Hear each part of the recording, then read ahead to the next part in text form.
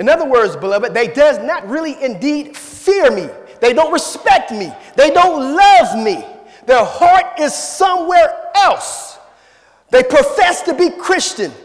They speak of my words. They speak of my goodness. They testify of his mercies. They sit in his pulpit. They teach Sabbath school lesson. They're active in youth ministry. They're proclaiming the goodness of God. With their mouth they speak, but their heart is far from me, because they go after their own gain. And lo, thou unto them as the very lowly. As he goes on, and lo, thou art unto them, verse 32, a very lovely song, talking about the preachers preaching, and they're loving the preaching word song. One that has a pleasant voice and can play well on instruments, for they hear thy words, but they do not do them. Mark chapter 7, let's see what Jesus has to say. Mark chapter 7, verse 6 declares, and he said unto them, well, did Isaiah prophesy of you hypocrites? Talking about a form of godliness. Outer appearance looks good, but the inside is messed up. That is what a hypocrite is. Say one thing and you do something totally different. You call yourself a Christian, but you do something totally different. He said, you hypocrites.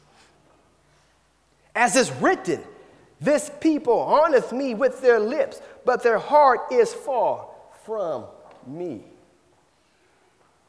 This is basically taken in the contents of eating bread with unwashed hands. And the Pharisee was saying that because you eat bread with unwashed hands, you are defiled, basically, the temple. Jesus basically is declaring to him, beloved, it's not what you eat defiles the temple. This is what he says. It's not what you eat defiles the temple. Dealing with defilement, what defiles a man? Jesus responds in this regards of this conversation, of talking about eating with unwashed hands and what defiles the temple. He said, that which proceedeth out of the man, that defiles the man. From within, oh beloved, for within, out of the heart of men, evil thoughts proceeds, fornication, theft, murder, adultery, coveting, deceit, wickedness, an evil eye, railing pride, foolishness. Let me make this thing kind of plain. Indeed, we may be looking good, but if the inside, beloved, is not cleaned up, sooner or later what's taking place in the inside will come out. Have you ever been in a situation, beloved, where you had something, where you had some type of grudge or some type of ill feeling towards someone in the congregation, and every time you see that person, do you give them a look with a grin? Do you smile? Do you give them a nice warm shake? How do you look, beloved, when you're looking at them from a distance? Or do you give them an evil and say, man, I can't stand that person, man, I can't stand that lady, I can't stand that elder, oh, here he comes, let me go this way. Sooner or later, beloved, what takes place on the inside will determine what takes place on the outside. And the thing, what I'm trying to tell you this morning, or this afternoon, is this here.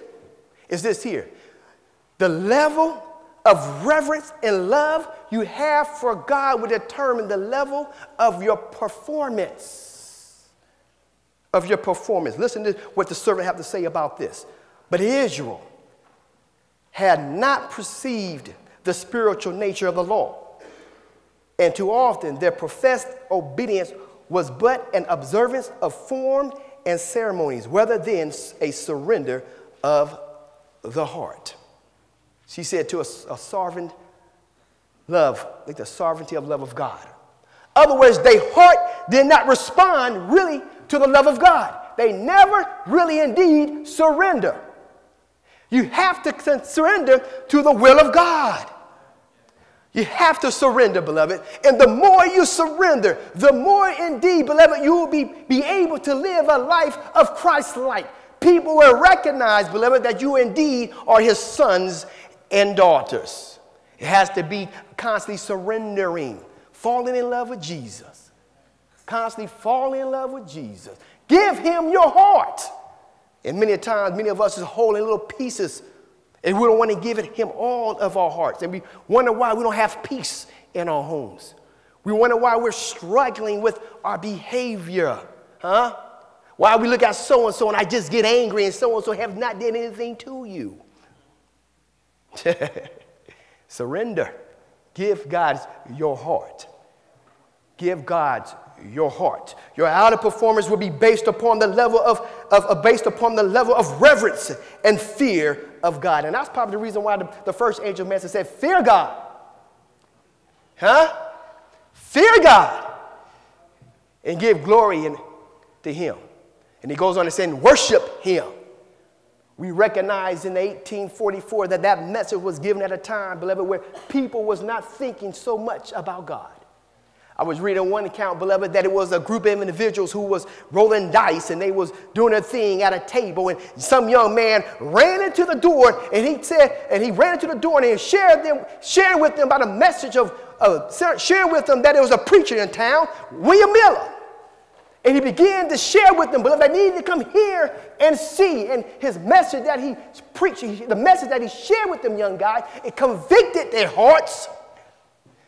They left the place, went to go see. And they began to fear God, and they never came. Matter of fact, they began to fear God, and those young brothers began to also, beloved, take the gospel to the world. The first thing is, beloved, the thing that took place is that they needed to fear God. They needed to reverence God. They needed to respect God. And when we do that thing again, my brother, sister, we will begin to see a change take place in our performance. That is what I want to get out to say.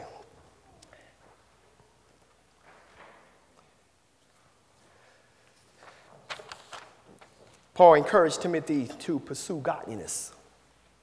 To pursue godliness. And I want to say before I move to the next points, beloved, this is how the fear of God actually grows. It has to respond to the love of Jesus Christ. You have to see him high and lifted up. You got to see his glory. And you have to recognize what he has done for you. He has redeemed you. He has saved you. You were sinking deep down in sin. And when you recognize, beloved, he took his hands and he reached deep down into the gutter and pulled you out and clothed you with his robe of righteousness. And when you recognize that, when you see that, you cannot but help and say, Lord, what must I do to be saved? Lord, I'm willing to do whatever you ask me to do. If it means to get rid of pride, I get rid of pride. If it means to get rid of selfishness, I get rid of selfishness. If it means to get rid of envy, I will get rid of envy. If it means, beloved, I have to sacrifice more, I will sacrifice more, Lord. What must I do? Because you have done so much for me. That is where the fear of the God, that is where love and respect, beloved, grows on. Grows on. The next point is Paul talks about this, talks about how we ought to be. After holiness and godliness, we are commissioned to look for. Look for. In the Greek, it means to expect or to wait. For it always implies the eager or anticipation. The believer was ever to be on the alert for the Lord's return. Jesus says, watch therefore,